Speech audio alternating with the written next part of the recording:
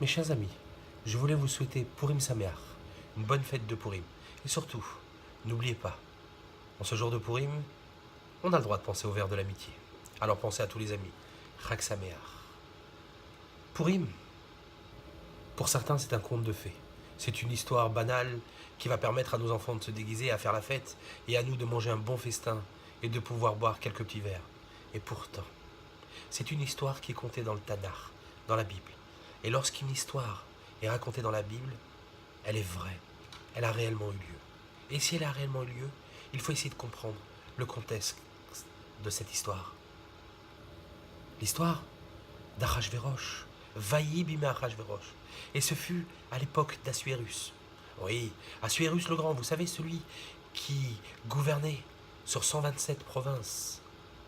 Achashvérosh, si on essaye de fouiller un petit peu, eh bien on va trouver qu'il n'est autre que Xerxès Ier.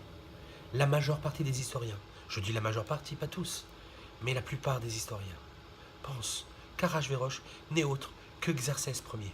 Vous avez entendu parler de ce roi? Regardez le film 300. Vous allez voir, il y a un roi perse qui se bat contre les Grecs. Eh bien c'est lui Achashvérosh, avec toute cette armée. Et ce Achashvérosh, ce Xerxès Ier, il est là. On le croit, un roi qui boit, qui est un petit peu fou. Oh, loin de là. C'est une personne qui veut conquérir le monde. Et il est à Shushan, à Suse, la capitale. Et là-bas, il va organiser, pendant 180 jours, un festin. Non, pas un simple festin. Pas d'alcool pendant ces 180 jours, juste pendant les 7 derniers jours. Il va organiser un congrès militaire. 180 jours, c'est ce qu'il lui faut pour pouvoir organiser, pour pouvoir unifier les 127 pays, partir à la guerre, pour essayer d'avoir l'Occident. Les 7 derniers jours, oui, là il fait un festin, avec de l'alcool, il remercie tous les fonctionnaires, d'ailleurs c'est marqué, pour toutes les personnes qui sont de Shushan, pour toutes les personnes qui sont de Suse, ont la possibilité de venir à ce festin. Parmi eux, parmi les habitants de Shushan, il y a les Juifs. Et je vous pose une question. Nous sommes à quelle époque? Eh bien tout simplement, rappelez-vous, le temple de Salomon va être détruit par Nabuchodonosor. Il va nous exiler et nous allons partir en exil en Babylonie. Sur les bords du fleuve de Babylone, nous étions assis et nous pleurions en nous souvenant du Sion. Au saut du rivage, nous avions suspendu nos harpes. Nos oppresseurs exigeaient de la joie. Chantez-nous, disait-il, des cantiques. Comment chanterions-nous des cantiques? Si haut de te revoir, Jérusalem, n'est pas le plus cher de mes souhaits, que ma langue s'attache à mon palais, que ma droite se paralyse. Si haut de te revoir, Jérusalem, n'est pas le plus cher de mes souhaits. Eh bien, 70 ans d'exil. Et ensuite vient le roi Koresh, Cyrus le Grand. Et Cyrus fait un rêve, et il déclare, l'Éternel, Dieu d'Israël, m'est apparu, et il m'a demandé, laisse partir mon peuple, pour qu'il puisse me servir, pour qu'il puisse reconstruire le temple. Et c'est ce que fait Cyrus.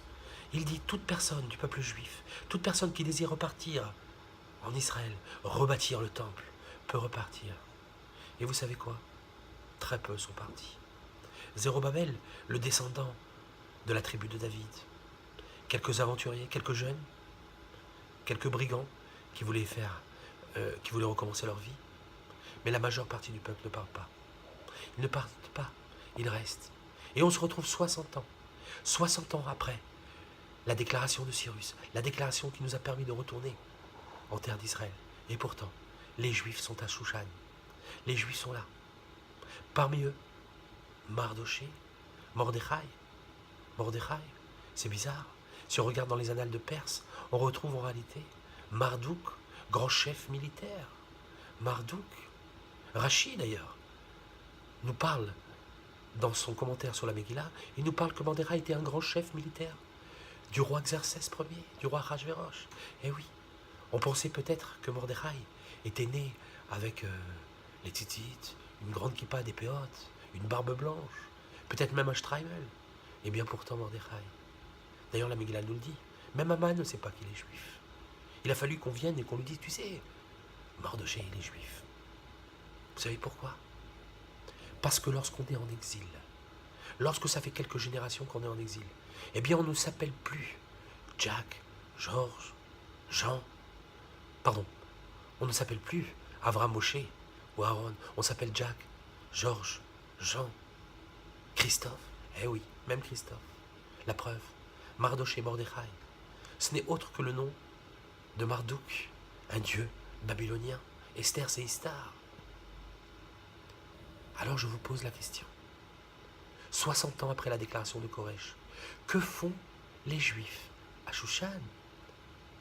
Matem aussi, quand même. Pourquoi vous êtes encore là-bas? Pourquoi ne sont-ils pas partis? Pourquoi ne sont-ils pas retournés en terre d'Israël?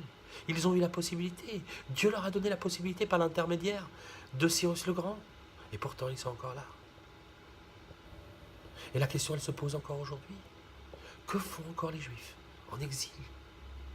Et vous savez ce qui se passe? Eh bien, il se passe tout simplement que lorsqu'on est en exil, il arrive des gens tels que Haman, tels que Xerxès qui se retournent et qui décident d'une solution finale contre le peuple juif. Des fois, ça se finit bien, comme dans le livre d'Esther, dans le rouleau d'Esther. Oui, ça se finit bien. Finalement, on a réussi à contrer cette histoire. Finalement, la solution finale n'a pas abouti. Et pourtant, dans l'histoire, je n'ai pas besoin de vous le rappeler, il n'y a pas si longtemps que ça, elle a abouti.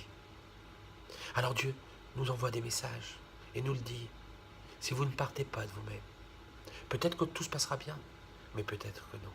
Il est temps de partir.